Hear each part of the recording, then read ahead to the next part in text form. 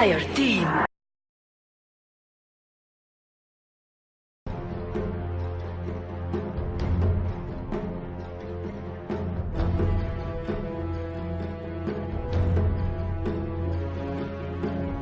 Ten seconds remaining. 5 seconds remaining. Reserve time. Radiant team, Baron.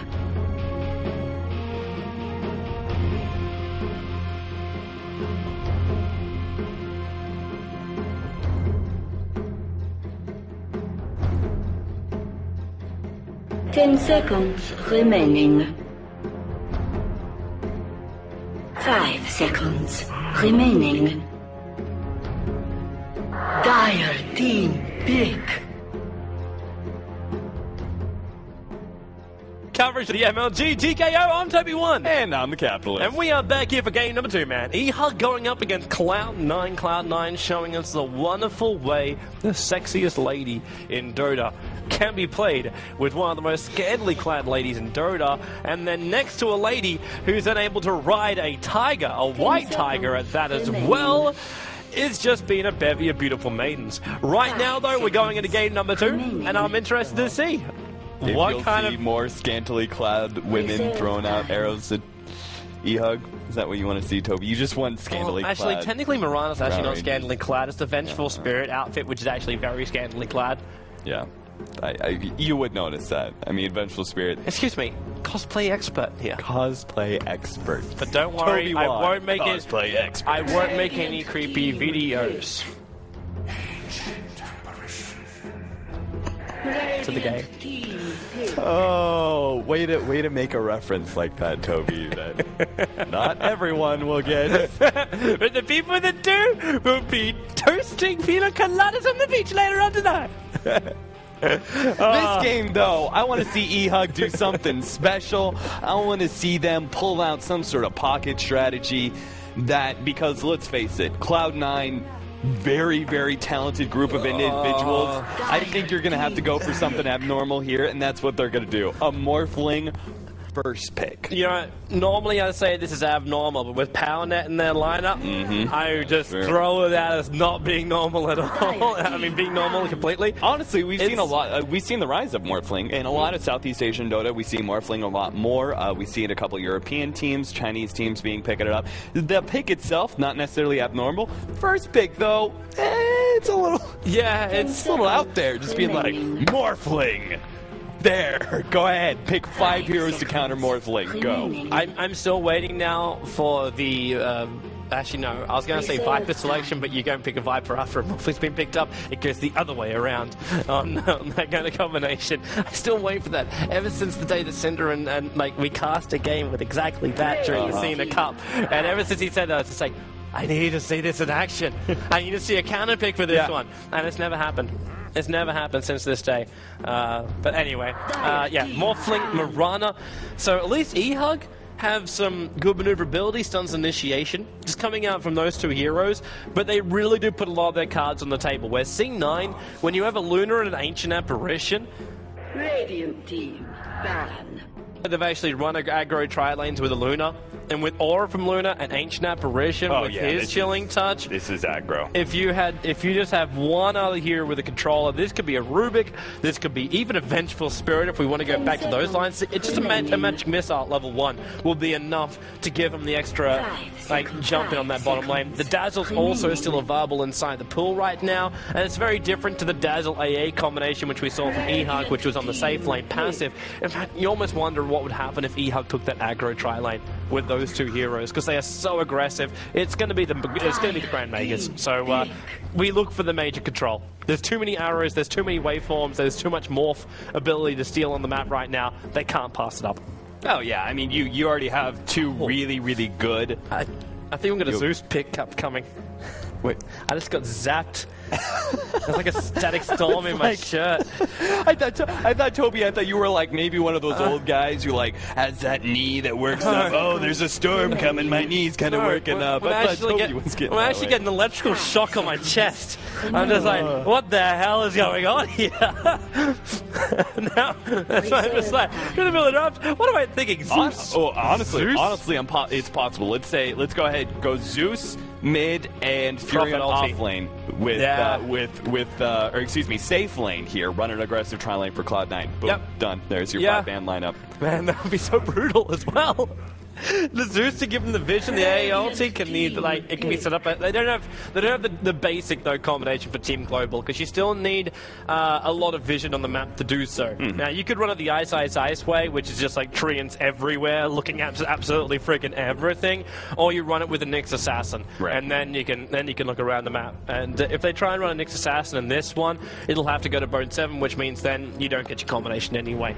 But they ban out the Batrider, they ban out the Clockwork, so they are maybe a little bit concerned about this safe laner.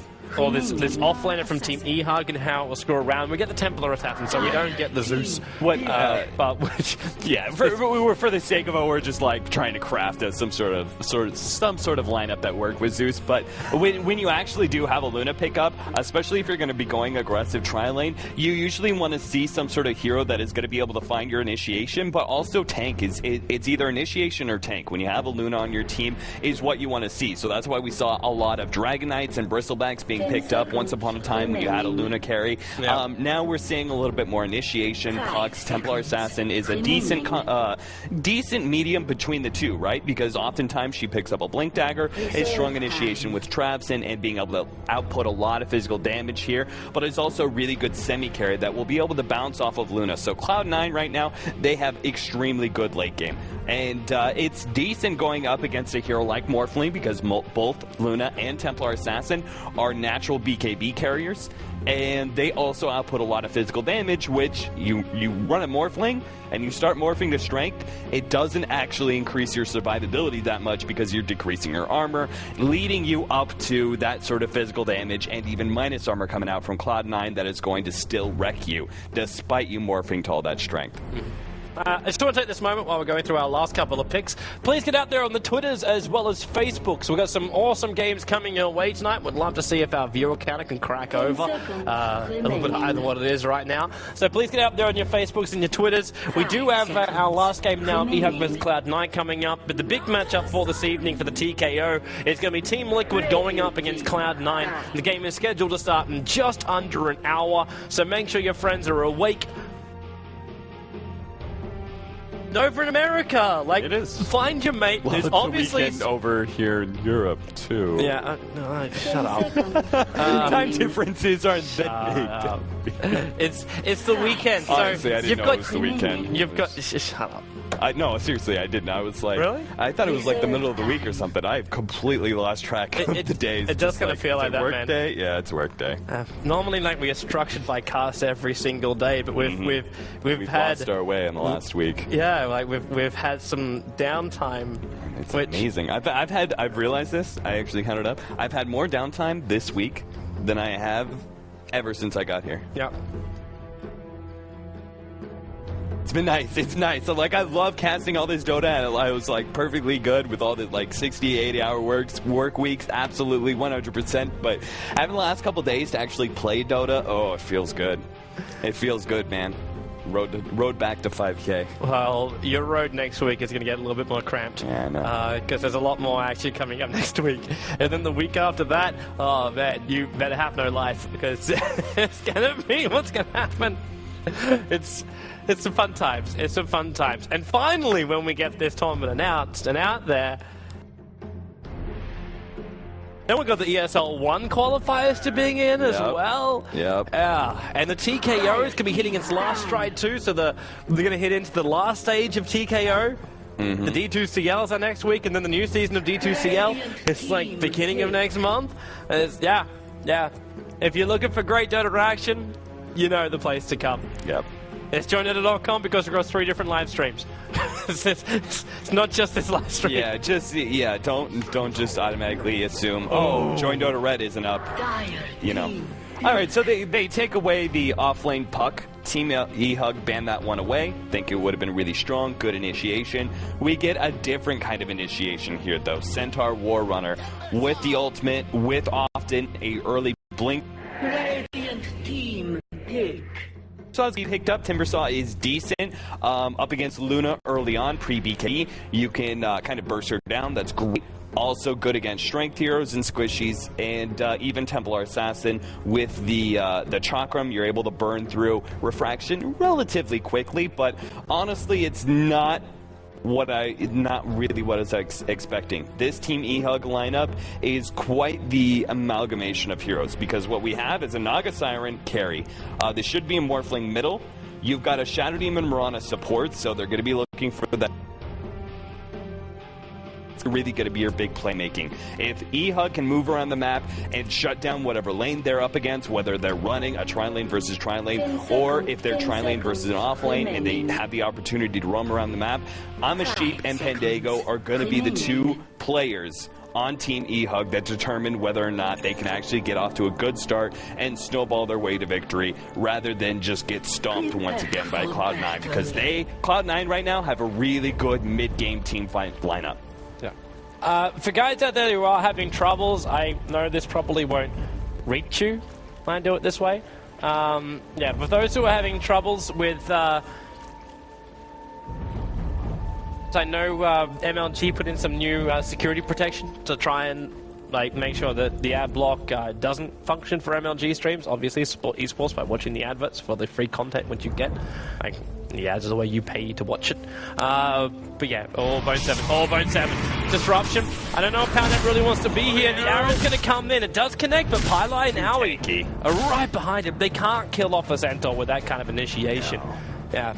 But the, so I have reported the issue to MLG, and hopefully they're working out. That's out for you as well, Bulber, if you're currently tuning in, because I saw his tweet saying I can't watch it. Yeah, basically the guys that you have ad block on and you turn it off, it basically isn't really registering as your ad block being off. So just go to a different internet browser. Use, I know it's heresy, but use Internet Explorer, which you never use anyway. Go pull it up, pull up the live stream through that, and then you could just turn it off later. Hopefully they'll sort it out later. One little nerd sitting down there going, I was always an Internet Explorer. I hate Chrome. I hate Firefox. Why would you use those? Internet Explorer is the future, man. It's the future. It's Microsoft. It's the default, and it's the default for a reason. Haven't you seen those ads from the Internet Explorer when they were putting out their new browser, man? Those were pretty catchy ads. Really? No. Sorry, I don't watch They had a really good song. I didn't see it. Really? What was it? Imagine Dragons song. Pandago's going to walk around the corner. Paladai has almost cut his way completely through here. Chilling touch bonus damage. They pick up Sheep Sucks, and he's already got the arrow level 1 because they knew that he used it to initiate. Disruption will go and keep Paladai away for a little bit of time. There's no loser memes. There's no mini-stun to slow down PowerNet as well. But that was a perfectly prepped. They cut through the tree line beforehand, so all you had to do was just cut once, come in from the side. The arrow was already revealed, so they knew there was no leap to escape. And Bob's your uncle. C9 gets first blood. Yeah, it's just, again, this is like a pick-off lineup where they hit a disruption, they hit an arrow, and they commit to a kill. They're probably going to trade still. If Ancient Apparition is the one they're targeting and he doesn't get Chilling Touch off, then you have a chance of actually being able to walk away with a free kill. But Chilling Touch is just too powerful in tri-lane versus tri-lane scenarios, and they have to, if they're going to engage in any way, it has to be with the disruption arrow. Otherwise, they're just going to get torn apart. Yeah. Jiggle Billy is not having a good time, man. There's no bottle for him here in the middle lane. He doesn't have the money to get it. It's a Morphling. He's got 2 for 1 up against an 8 for 5 Sing Sing. Jiggle Billy needs to not come in close like that. Even on the denial, he takes a side blade damage. He is so low with basically 3 Tango charges. That's not enough to stay on the front lines up against someone like a Templar Assassin. 2 Refraction, 1 side blades, not getting the meld early on, because this is all about a zone out lane. Even see Sing Sing, he's trying to line him up perfectly for the hits. job harassing Jiggabilly out, because it's what you do in a Morphling. You morph to all agility, and you're supposed to have this big damage on Templar Assassin. However, Templar Assassin has refraction, right? That's enough damage to be able to contest any early last hits, and then you start putting in that harassment with Sideblades, and Sing Sing's just showing the power of this middle TA. Yep. I also want to watch out the top lane too, man. There's a 8 for 4. Cake's just caught up, basically doubled his CS in the space of 10 seconds, up against Bone7, who's controlling this lane too. 12 for 1. He's got enough regeneration to deal with Cake's harassment. And I think Cakes really wants to come in close in this one. Well, on bottom lane, Aoi 2000, he might have copped a disruption arrow, but there's no follow through here. They don't have that wham bam and thank you ma'am style combination. They're not gonna. They can't get a kill. Yeah, it's not till it's only up against like really, really squishy heroes that this basic arrow combo is going to work. It's not until level 3 or level 4 that this combo becomes really, really strong. When you have the Soul Catcher applying a lot of extra damage and a higher level arrow and even Starstorm follow-up, like that's when it gets really, really strong. But unfortunately, you win and lose tri-lanes at level 1 and level 2. If you don't have a strong enough combo to overpower them at level 1 and level 2, you're going to lose your tri-lane. Because that's, if you have to play passive in your aggressive tri-lane, you're going to get absolutely destroyed, because that's when pulls come in, that's when they get a lot of extra experience, and it's just a bad idea. So the tri-lane they're running right now, I wasn't a fan of it in the beginning, and it goes to show why. They just have no possible damage to fight up against that Chilling Touch. Yeah, it's right now for them, and even the middle lane. I don't know if you saw it, but Morphling went to jungle to farm up. Now he finally has his bottle, but he has to send it back straight away too, so he can have the life points back. But Sing Sing's 24 for 11 now after Morphling disappeared. He is now a full level behind Sing Sing in this middle lane, not to mention the high amount of CS, which is currently also missing. And also not to mention, don't forget about Bone7's ultimate. This is about to come up on the top lane, and that means bottom lane has initiation. Yep. And that's scarier than probably anything else in this map. Sing Sing will be diving under, try and kill off Jiggabilly. And if he's been whittled away in the early stages of this game, then the early stages before the ulti comes up, it's instantly. Yeah, Sing Sing, it's just he has so much burst potential damage to be able to throw down. But really, it's going to be this bottom lane to watch out for. When you have Chilling Touch, all you really need is disables or movement speed to be able to output enough damage to kill several heroes. And that Centaur ultimate is really, really powerful early on. So that's entirely on Cakes to be like, guys, he just hit level 6, back up immediately. But still, they're losing their tri-lane. They're losing every other lane. They may have some really strong late game, but there's a lot of pushing potential on Cloud9. Just look at the golden experience difference, man. This is 5 minutes into laning where obviously First Blood did not go your way, but arrow combination, there's already a pickback, leap away by Amashif sucks, but with elusive beam and the follow-up Fade Bolt damage, not to mention the Chilling Touch bonus, there's just too much DPS. One more, there it is. He tried to salve up quickly, but Ancient Apparition's hitting like an absolute truck. Even without the Chilling Touch bonus damage, he's still hitting about 80. And they got the Stampede so they could follow through with that. It's...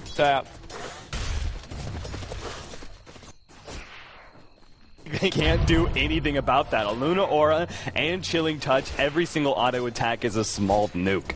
It's just, that's why these sort of like nuking tri-lanes fell out of favor, because people realize, you know, if you just get these sort of auras, if you get these sort of things that augment really regular auto attacks, you don't need to just try and go for stun combos. You can just straight up auto attack people down. And even if you do go for some sort of stun combo against this, power of Chilling Touch is that you will always make trades in this situation. So Sing now, Sing. yeah, Sing Sing's just forcing Jiggabilly out. Even if he waveforms right now, okay, or TP. I was wondering if Sing Sing was going to commit the meld, but then realized so it's only level 1 meld. You get that kill before the TP was completed. So why waste the mana? Go back to middle lane and farm up, which is where Pandego is. 2 side blade hits and he's basically lost most of his life points. So look at Sing Sing. He's trying to line it up again for that. I wonder if it feels so positive for eHug coming into tonight, and just with them slipping with every second that passes in this game. The only thing that gives me a shred of hope right now is this Timbersaw on the top lane. Denied. enough, he can just destroy the Rubik. I don't know if he can really have enough DPS to kill off Bone 7. Considering Bone 7's still great start, that's going to be a real massive problem. He may be a strength hero, but he's still tanky enough to survive through your burst. Yeah. Especially if he goes something like a... I'm honestly expecting something like a Hood coming out from him into a pipe later on. I think that's the perfect kind of item for a Centaur in this game, because you look at it, there's already such a lack of damage up on eHug. If you just get a simple pipe to be able to protect you from the small things, you know, just even Whirling Death going down and not hitting trees is magic damage. So just be able to disrupt some of that and waveform and that sort of small things, your team's pretty much unkillable when it comes to these pushes. And they have no spam to be able to stop. I mean, look at both of the supports, right? Mirana and Shadow Demon, there's no spam to stop the creeps. So when a creep wave comes forward and it gets onto a tower and it's providing this zoning wall of defense so that Luna and the rest of the heroes can follow up behind it and just auto-attack down the tower, they have no way to be able to clear through those creeps and back the enemy team up. So you put a pipe and it's pretty much impossible to kill those creeps in time. Towers will fall very, very quickly.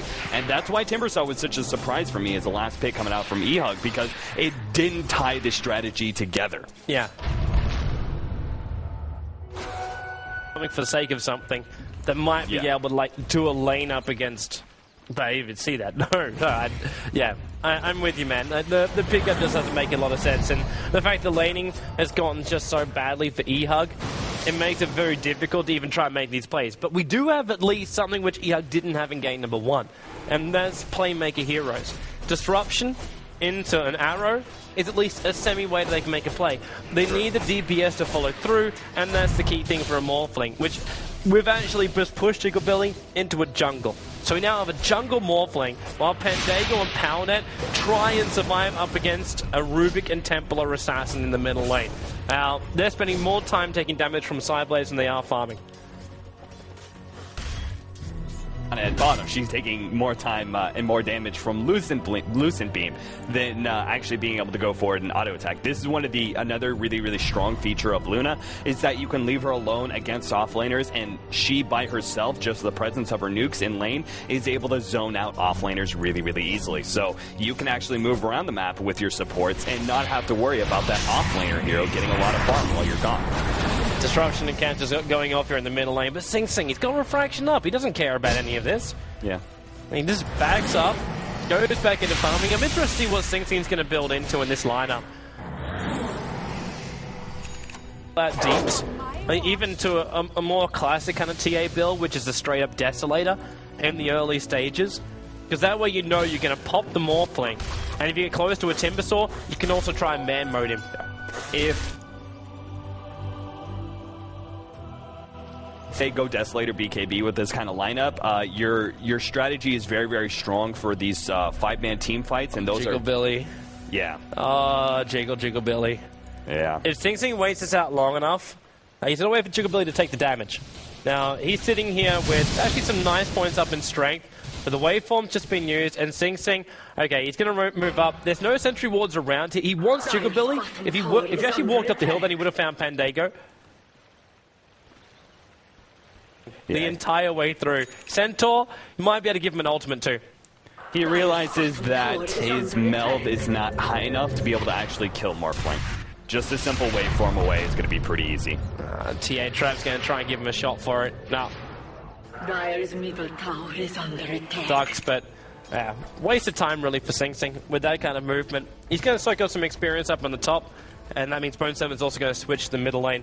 And Bone 7's got himself already with that, oh, that's interesting, AA ulti on bottom. But Bone 7's got that Blink Dagger, so we should keep that in mind too as Pilot Eye sits inside of smoke, waiting for the middle lane engagement. Yeah. Because you have a Centaur and because you're so far they're coming in. Disruption. That's going to keep pounding there long enough for Pilot Eye die to then actually steal, well, he stole Riptide, but Naga throws the ulti out. There's no follow-up here, so Poundhead, he was just lingering around a little bit longer. I think they're waiting to see if they... Oh, look at him go! Jump in! And PowerNet... Red Knight, 4-0. That Naga Siren gets destroyed. And we're going full greed now. There's a hand of Midas for bloody Sing Sing. And Helmet is on there for Luna. And the AE only connecting on bottom lane means the Cakes is dead. He Timber Chains away though, and now he's going to try and TP himself out. This one, Lucid Beam cancels it, and It allows them to shatter into a million different pieces on this bottom lane. And with the Alpha Wolf now also behind Luna, rack up the DPS more. That tier 1 tower on bottom lane is forfeit. Yeah, honestly, I love when Eternal Envy does this, because you look at, classically, Helmet Dominator is a farming item. For Eternal Envy, however, that's actually a team fight item, because it gives you, Helmet Dominator actually gives you really, really good stats. 20 damage, 5 armor is huge, and a 15% lifesteal. That is a huge amount of sustain. So it's really, really good stats, but he always picks up the Alpha Wolf, being able to allow him to have so much more pushing power with his Luna aura, as well as the Wolf. They take down towers so quickly, and they haven't even gotten to that point of the game where they're 5-manning anywhere. This is just them having so much presence in this bottom lane that no one is there to defend the towers. They're going now down here in the bottom lane, but dude, like, they're spending time to come down in the bottom lane to deal with this, while up on top lane, Sing Sing's ready to dive here, and Armor Sheep sucks. They're going to try and bait his leap out for Centaur with a stun, and he didn't even need Sing Sing.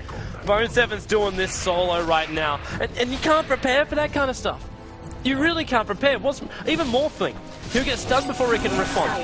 Tower is under attack. It's a very, very good thing for them. They sent this Naga illusion over to the side, because they saw Centaur coming, but now, with a haste through from Eternal Envy, is he going to let the Eclipse go? Don't let it go, man. Chigabilly's going to waveform down, the AOL is going to come in, it's not going to connect, it actually hits on PowerNet, the arrow flies astray, and with the haste through, he just runs away. Eternal Envy just forced the entire eHug lineup to TP or rotate in towards that middle lane. And now Chigabilly may even, he's got to jump to the replicant. Jump to the replicant. No, he didn't do it!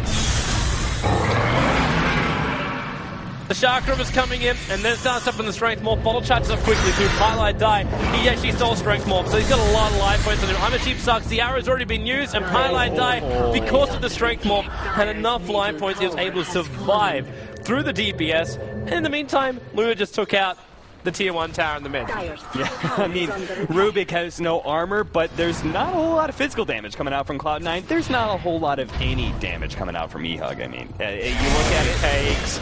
He's got a chain. He does. The cold feet, though, it still sticks with him, but Templar Assassin DPS is more. Deal with that. I think Eternal Envy's also tossing off if he goes to pick up that rune. The Alpha Wolf scouted out is going to rotate towards the bottom lane. Dire's top tower is under attack. We're on the TA. Yeah, this is what I was going to say earlier. When you're this far ahead and you have a Centaur on your team, a Blink Dagger is a pretty good item pickup for Templar Assassin, because you know you can burst pretty much anybody you get on. eHug are so far behind. You look at the net worth, there's top 3 on the board is all Cloud9, and it's not just by a little. Yeah. It's by double the amount of the carries of eHug. Yeah, this is Envy. With the DD rune, he's going to solo Roshan. Radiant side team, he's got the Alpha Wolf with him, so he's got the bonus damage. He's dishing out almost 300 DPS per hit into Roshan with lifesteal, so he just kites him out slowly. You go called out again, so Bone7 gets that kill. Arrow flies through the dead corpse of the SD, which is not in the same line as the Centaur. So while the rest of Cloud9 keep eHug's eyes rather firmly fixed on this tier 2 tower in the top lane, Envy is now 2/3 of the way through killing off Roshan. The DD's about to wear off. It's going to take him a little bit longer for this last part of Roshan. That as well. Middle tower is Yeah, by probably not even needing a BKB at all, just go straight for a Manta, get a lot of pushing power in, especially if... She'll have it after killing Roshan. Yeah, not to mention a straight up extra level. Yeah, and on top of that, Bone7 looking to go for Pipe, I believe. I mean, this could be a later mech after the Blink Dagger, but honestly... Considering no one else on his team has a mag, I'll go with that. Highlight Die, the arrow's coming in, Cakes gets hit by the AE ulti. Just need a little bit more DPS, but with that chilling touch, one more attack, they give the Urn charge over. I don't know how much damage they've got. They got enough to actually kill up. Armor Sheep sucks. Cakes will live. That was the whirling death that was stolen by Pilot Eye, returned into the hero. And there's more support coming. Sing Sing, Bone7, they're realizing the overcommitment here from eHug. They thought they could pick up the support heroes, and Cakes, no man. He just revealed himself off. Sing Sing is right behind him. The poke's out for Bone7. He's got a lot of DPS in him, but with the Centaur ulti, he just runs it away. The mech is fully done too, so they get the extra life points and armor. Cakes never hit the chain, which means he's locked where he is. The Moonlight Shadow is trying to be used to protect him, and it's working bloody well for now. Well, Rubik for a Timbersaw up on this top lane, and Envy just doesn't care about the perils of the rest of his team. The AL is flying in, trying to find Sugar Billy in the side, but he's going to TP himself away to safety, while Palmanet, well, at least now he'll give him multiple choice. Try and find the right one. Now they've found the pick came out there from Sing Sing, and they'll just focus down this Naga Siren. Still with ultimate available, however. I'm a Sheep Suck still has a leap available. Tier 2 tower still being brought down at the bottom lane. But at least eHug managed to get 2 kills on the board. Dire's bottom tower is under attack. 2 kills on the board, and yet they're still losing. No, Morphling, you can't fight this. You can't fight that! No. And Pandaga may even die. This is the Glaives if Envy, the Purge will keep him away far enough.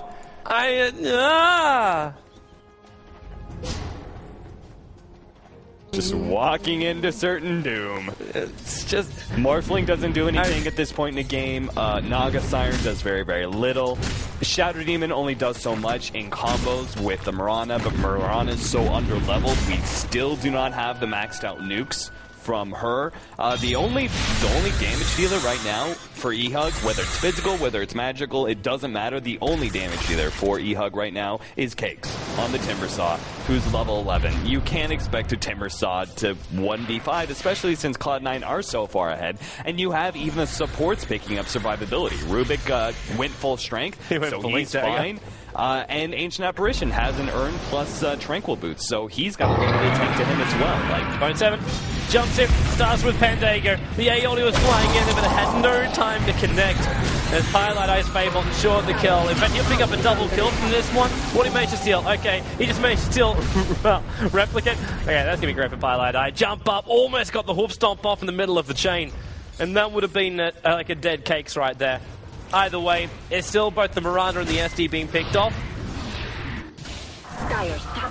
Bring off heroes. He's going now on Jukabilly in the middle, makes more of himself, lets the Glaive bounce around between the heroes and the towers. TP comes in from the Mirana, and Envy just backing up the Naga Siren through the ulti, but it's called Pylai Die, and now Arrow, oh, the timing was wrong! Pylai moves up and Bone 7's going to come in here. Whoop stomp on K, gets hit by the AA ulti, and Disruption is in fact protecting Pylai Die. He couldn't pick him off. At least the Naga Illusions is in trouble with the Riptide, but with Eternal Envy back on the front lines again.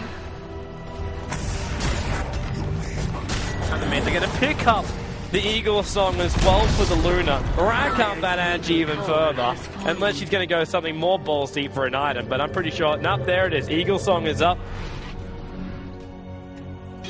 The most dominating positions in this game. Very impressive, the gold lead that they've racked up. Like, very, very few times do you see a 20,000 gold lead by 20 minutes, but it's even worse than that. So, right now, hey, I mean, hats off to Cloud9. This is a really, really impressive performance by them, but at the same time, you look at eHug's lineup and you go, what was the plan here, right? We didn't see a plan. It's a very, very obvious plan from Cloud9. You look at their lineup, it's like, okay, we have a really, really early initiator in Centaur. We've got a lot of really good team fight and some push thanks to Luna. We just go for team fights. You guys 4 versus 5, no problem. I will split push as much as possible, and then eventually, once I get my bigger items, I come in, I join you, we 5-man, we end the game. I think eHug's only purpose was, like, it was all about the early game for them. It was all about the quick rotations. They wanted to get a good first blood in the bottom lane and then transition into more. The fact they lost the Mirana so early on means they never got the physical DPS they were searching for. We're going to put this on hold right now because it's basically a pincer movement. They catch Bone 7 in the rear, but then he Centaur charges, evades yet another arrow. STS defensively disrupts himself right now while Luna throws the ulti yard, splits the Timbersaw in half, and they're moving for Paladin. Moonlight Shadow's trying to protect him. The Tramps will go for the Dust as well, and Pylai Die having this Blink Dagger. Bone 7 with this too. They just follow this up, and this will be mid-ranksing, maybe even more. With the DD rune over on Sing Sing throughout that entire engagement too, they just call it. Cloud9 will go up against eHug. And that means now they end up going 4-2. They go 4-2 with as far as the grid goes. All teams play a total of 8 matches. And that should be up against for Sweet Revenge.